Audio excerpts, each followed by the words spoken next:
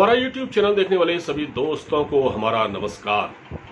आगे बढ़ने से पहले एक आपसे छोटी सी गुजारिश है कि अगर अभी तक आपने हमारा ये चैनल सब्सक्राइब नहीं किया है तो इसे कृपया सब्सक्राइब कर लें, अपना फीडबैक भी दें और इस वीडियो को जितना हो सके अपने दोस्तों में शेयर भी करें।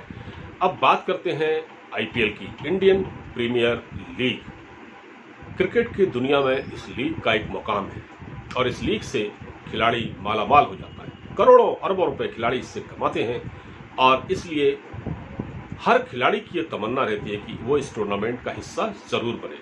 वो बहुत खुशकिस्मत खिलाड़ी हैं जो इस टूर्नामेंट में हिस्सा ले पाते हैं।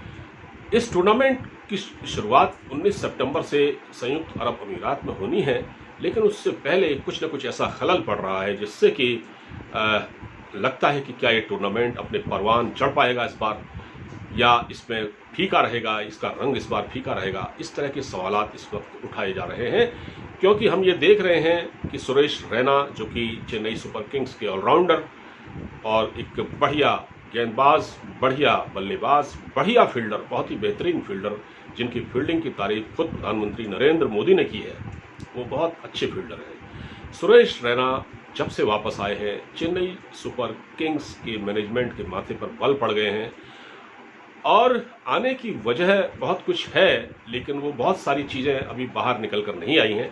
कहने को तो 2-3 चीज़ें हैं, जैसे ये भी कहा जा रहा है कि उनके एक रिश्तेदार थे, फूफा उनके, जो कि पठानकोट में थे, उन पर हमला हुआ है, उनकी हत्या कर दी गई है। उनका परिवार भी घायल अवस्था में अस्पताल में भर्ती है। इसके अलावा ये भी कहा जा रहा है कि सुरेश रैना अपने परिवार को लेकर बहुत चिंतित थे क्योंकि उनका परिवार यहाँ दिल्ली में रहता है और उनकी 2 बेटियां हैं, छोटी, एक पत्नी है। तो क्योंकि कोविड-19 का माहौल है, इसलिए लोग थोड़ा सा चकराए हुए हैं और परिवार से वो लंबे वक्त तक दूर नहीं रहना चाहते क्योंकि ये टूर्नामेंट थोड़ा लंबा चलता है और इस बार ये भारत में भी नहीं है, इस बार ये संयुक्त अरब अमीरात में है। तो सुरेश रैना अपने मैनेजमेंट से ये कह के वापस लौट चुके हैं कि भाई इस बार मैं IPL नहीं खेल पाऊंगा और वो शनिवार को भारत वापस आ चुके हैं।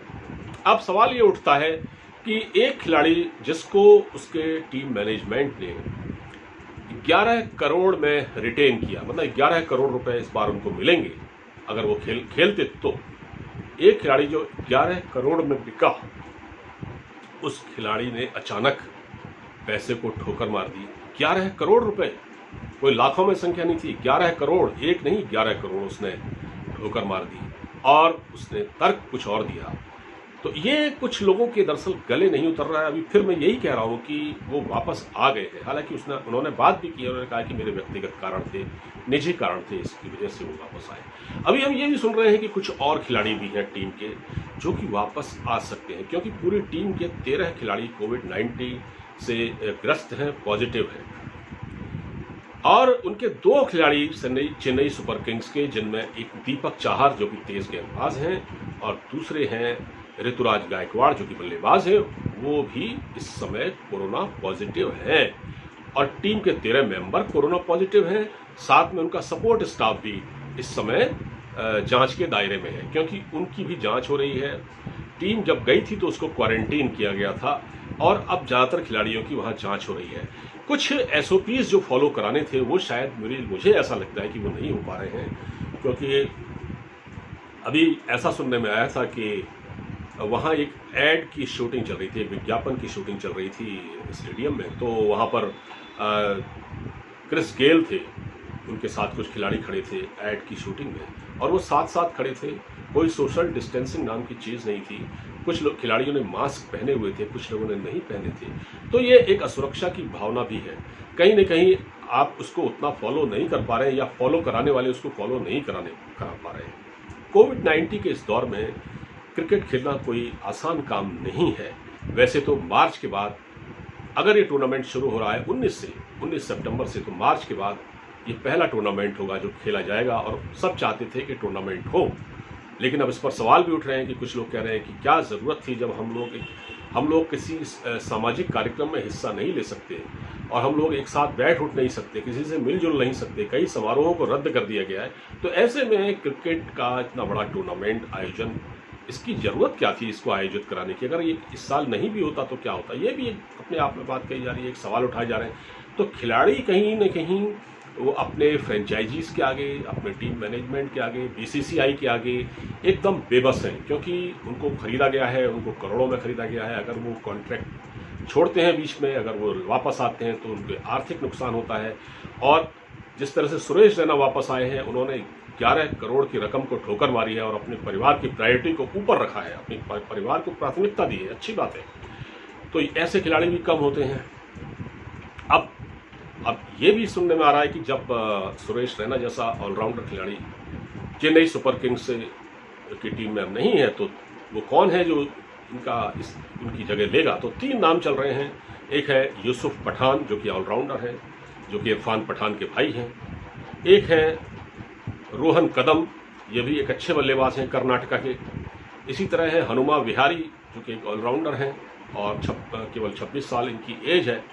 और पिछले सीजन में, यानी आईपीएल के 12वें सीजन में, ये 13वां सीजन है, 12वें सीजन में दिल्ली कैपिटल्स की ओर से खेले थे और बहुत अच्छे रन इन्होंने बनाए थे।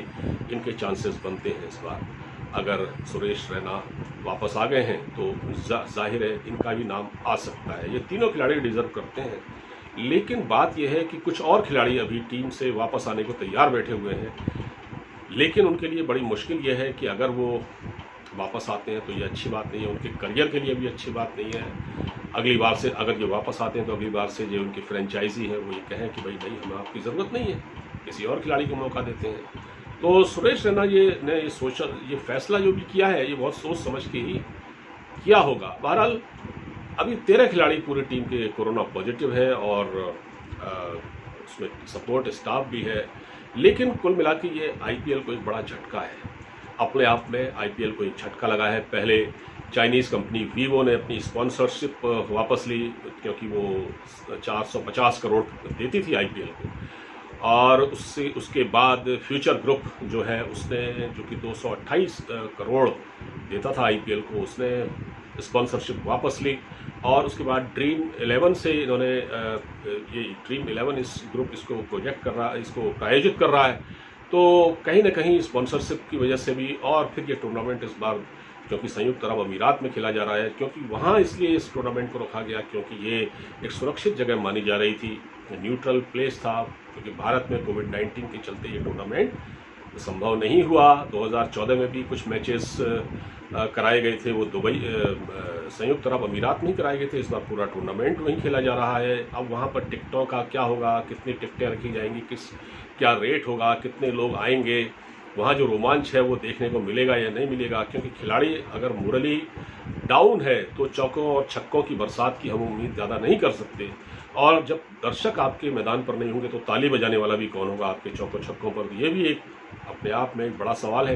तो कहीं ना कहीं ये कोविड-19 का असर भी है और जाहिर है खिलाड़ी कहीं ना कहीं अपने परिवार के प्रति भी जिम्मेदार होता है, उसको ये देखना होता है। तो इस तरह से सुरेश रैना वापस आए हैं और इसलिए अब ये बहुत गंभीर बात है अपने मामले में। इस मामले में सुरेश रैना ने 15 अगस्त को अंतर्राष्ट्रीय क्रिकेट से संन्यास ले लिया था। आपको मालूम होगा, इससे उसी दिन महेंद्र सिंह धोनी ने भी संन्यास लिया था 15 अगस्त को अंतर्राष्ट्रीय क्रिकेट से, लेकिन कहा था कि हम आईपीएल और टी20 खेलते रहेंगे। लेकिन टी20 तो धोनी नहीं खेल पाएंगे और आईपीएल वो खेल रहे हैं, और वो भी क्योंकि टीम के कप्तान हैं, तो उनके लिए भी एक बहुत बड़ी चुनौती है कि सुरेश रैना जैसा खिलाड़ी अब टीम में नहीं है। तो क्या होगा आगे, ये देखने वाली बात है और देखते हैं आगे क्या होता है, कौन सा खिलाड़ी सुरेश रैना की जगह लेता है। तो ये आईपीएल से जुड़ा थोड़ा सा एक अपडेट था जो मैंने आपको दिया। फिलहाल आप बताइएगा कि आपको ये वीडियो कैसा लगा। हम ऐसे वीडियो आपके लिए बनाते रहेंगे। अब इजाज़त दीजिए, अपना ख्याल रखिए, नमस्कार।